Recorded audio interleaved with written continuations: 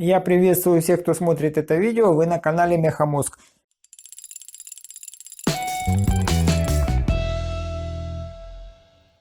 Друзья, в одном из своих недавних видео показывал, как фрезеровал кровельными саморезами. Использовал их вместо фрезы. В комментариях многие пишут, что используют их вместо сверла. И возникла у меня идея, а почему бы не попробовать их использовать вместо резцов для токарного станка. Что из этого получится?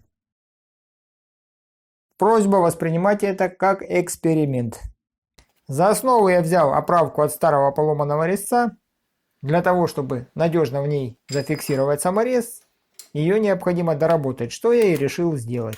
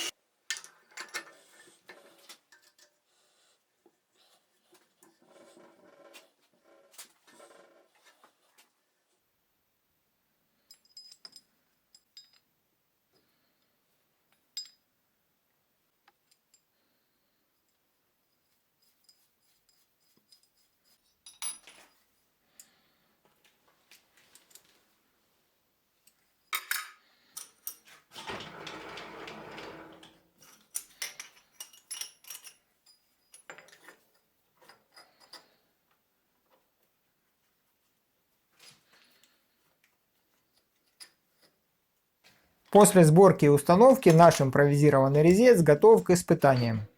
Начать я решил с чего-нибудь помягче, а именно с алюминиевого сплава. Марка сплава неизвестна, потому как заготовку отливал сам.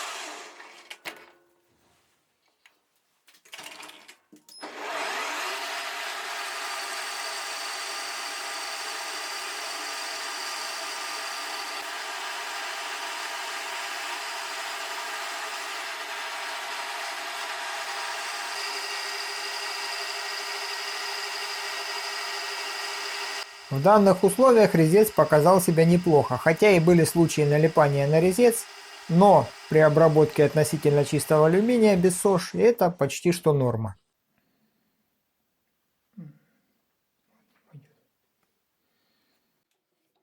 После алюминия испытанию подвергнется бронза или латунь.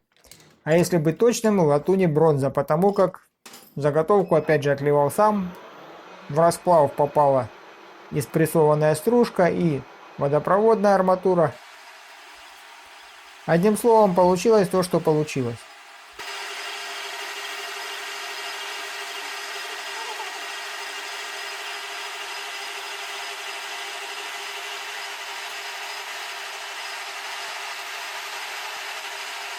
И в этот раз резец показал себя довольно неплохо.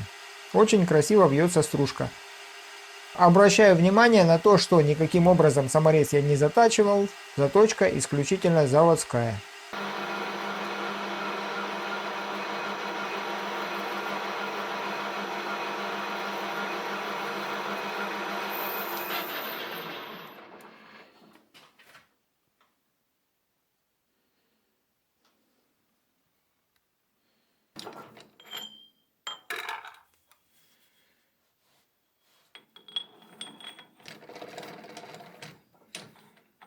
Итак, наступает момент истины, а справится ли наш импровизированный резец со сталью.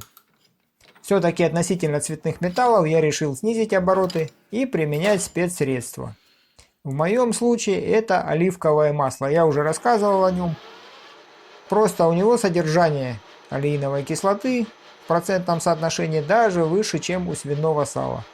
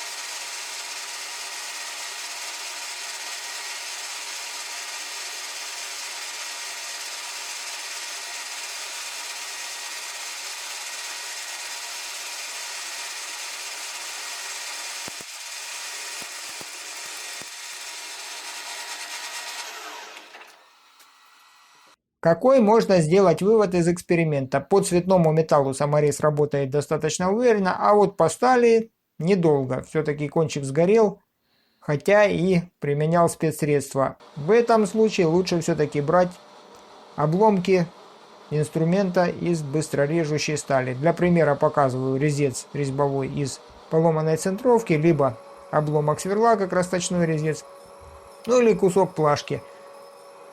Этими всеми приемами я пользовался в начале своей токарной карьеры. Сейчас, по причине роста цен в инструментальных магазинах, эти приемы могут стать снова актуальными. Обращаю ваше внимание, что какие придется саморезы сюда не подойдут. Я нашел саморезы фирмы Гарпун, довольно неплохие саморезы. Это не реклама. Какая там реклама? Уже 4-е видео выпускаю с отключенной монетизацией. Поэтому, друзья, за мои скромные труды поставьте хотя бы лайк. Всем творческих успехов, до новых встреч!